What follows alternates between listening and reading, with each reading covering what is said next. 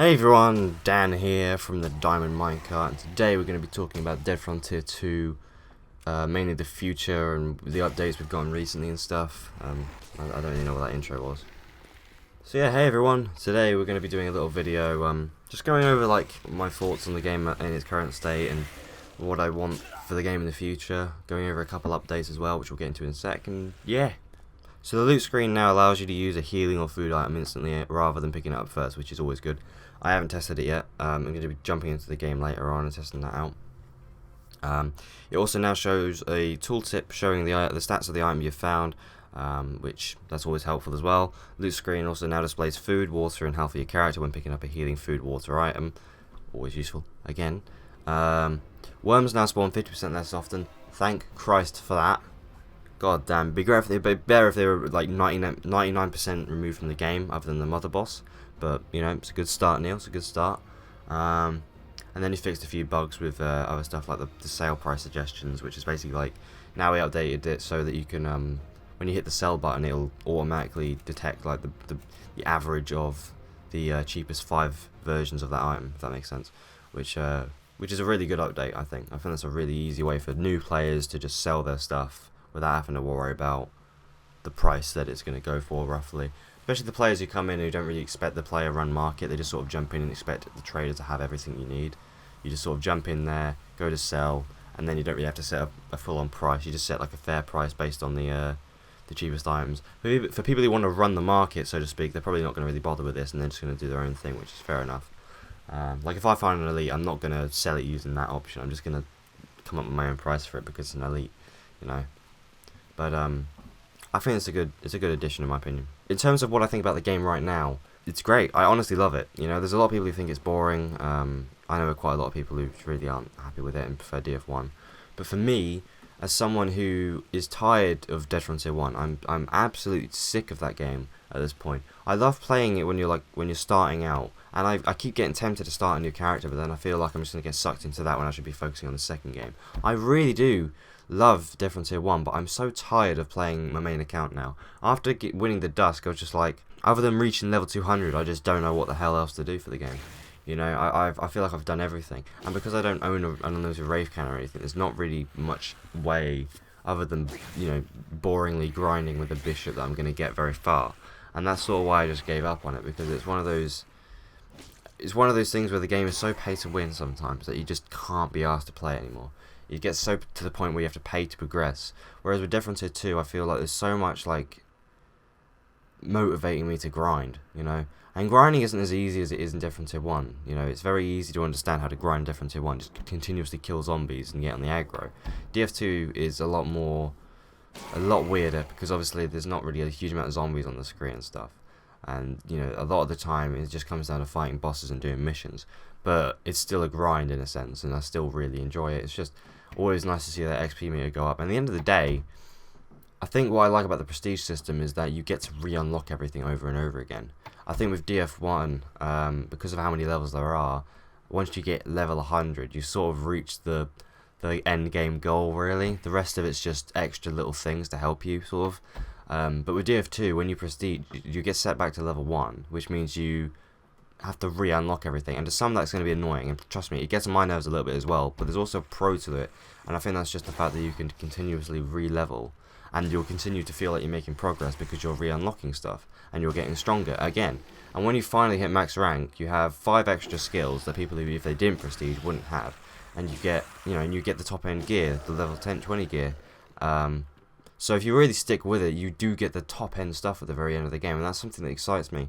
Obviously the cap's going to be increased and stuff, but that's motivation enough for me to want to just get to, you know, max rank before the cap increases. Because I've never reached max rank on Dead Frontier, and I'd like to reach max rank on Dead Frontier 2.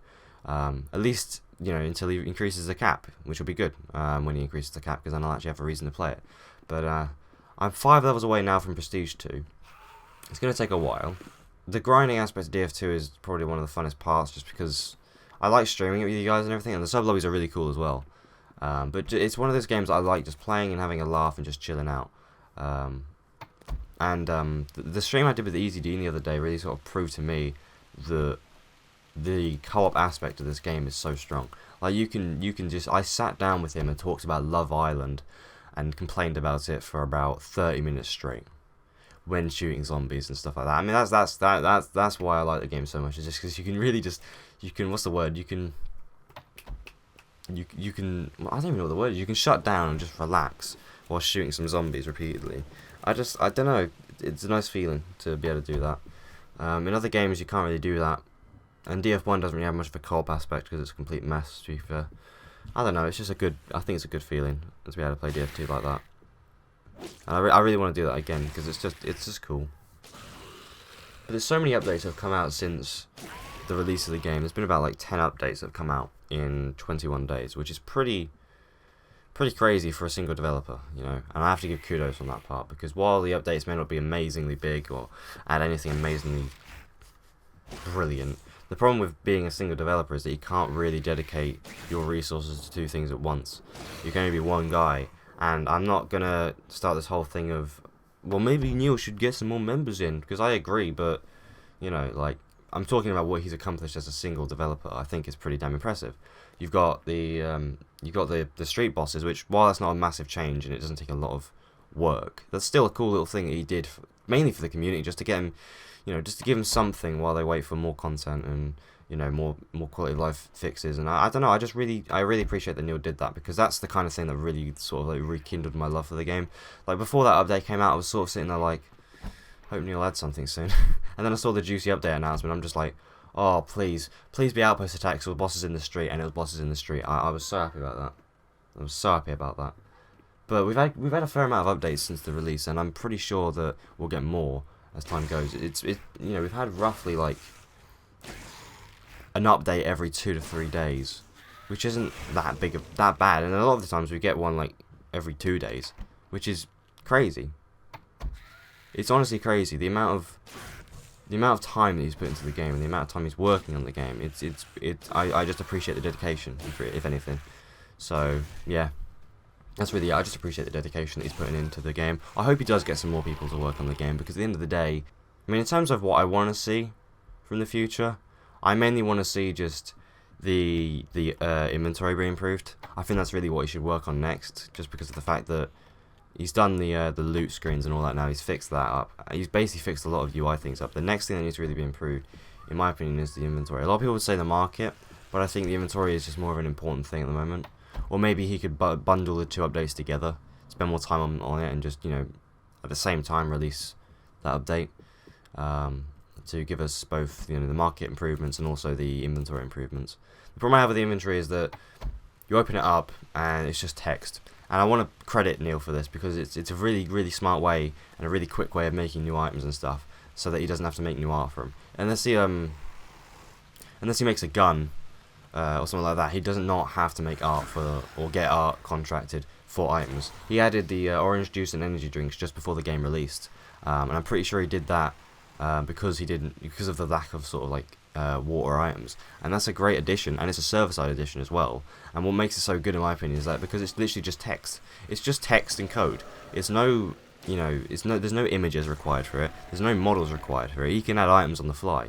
He could literally add a freaking water bottle called the Wraith Cannon if he wanted to, and it wouldn't take him less than 2 hours, I don't think. It wouldn't take him any more than 2 hours, I don't think, because of just how quick that can be added. And that's why I kind of like the way he's done it, and that's why I appreciate the way he's done it, because he's obviously thought about how quick it would be to do that, and I can see why he's done it. I just hope he does add the icons eventually, you know, and stuff like that. We need a bit of, you know, we need better inventory management, and we also need a bit more polish on everything. Instead of having energy or hydration as the words for water and food, just have it so that it's an icon, you know, like a steak, I don't know, just a steak, for example, and then a water bottle or something like that, just to explain what the hell the item is or whatever. I think that would work out pretty well. It's just things like that. Just things like that I think would really improve the UI and polish it, and especially with the DF1 art style. That stuff sticks with me, you know, because I've said it before, but the main thing that I've really noticed about DF2 that has the DF like sort of charm to it is the cosmetics and also the boss designs. The zombie designs don't really strike me as DF. They're kind of generic looking to me, but like the boss designs are so DF, it's unbelievable. And same with the cosmetics. Like, looking at the just cosmetic is the most beautiful thing in history. In this amazingly updated visual graphicness of the world. I don't even know what that was, but you get the idea. Like, he just the style of the game, I think, needs to be brought back in full force, because right now it looks kind of generic, you know, other than the bosses and whatever I mentioned, you know, the cosmetics and stuff. To me, it looks kind of generic. I still enjoy it, obviously, but that's kind of why I mentioned, like, I put a post on Reddit ages ago when I first heard about the game. I was like, will we see stuff like corpse gear? And he said we won't see like crazy stuff like the corpse gear, but it's going to be releasing some cool design looking stuff, and that excites me, you know. So I just hope that he starts working on that sort of stuff soon. In my eyes, I think the inventory and market are the first things that need to be improved now. He's done a lot of work on the loot and everything, and I think he's really sort of worked at his best, and I think we've got to a state now where that's really the only thing that needs to be sorted, is just the inventory and market, and then other little things, and then eventually start working on outpost attacks. That'd be cool. I don't know. In terms of, like, do I think the game's going to last? I think there's always going to be a community with it, just because it's Dead Frontier. It's the same sort of thing with Quake. Just because the general public don't really play Quake doesn't mean the community are going to stick with it. I'm going to stick with Quake Champions unless it becomes an absolute failure that does not work on my computer. I'm going to stick with it. Same with DF2, really. Just because I prefer DF2 over DF1 right now, just because it's something new. It's nice to play something new from Neil. DF1 just drives me nuts. So I have hope for the game. I don't think it's going to be anything crazy like H1Z1 or bloody PUBG or Fortnite, but I think it's going to definitely shine in the free-to-play market. I think it's going to be decent. I just hope the cosmetics get priced lower, because holy shit, $60 for a bloody hazard suit? Are you mental? Are you crazy, Neil?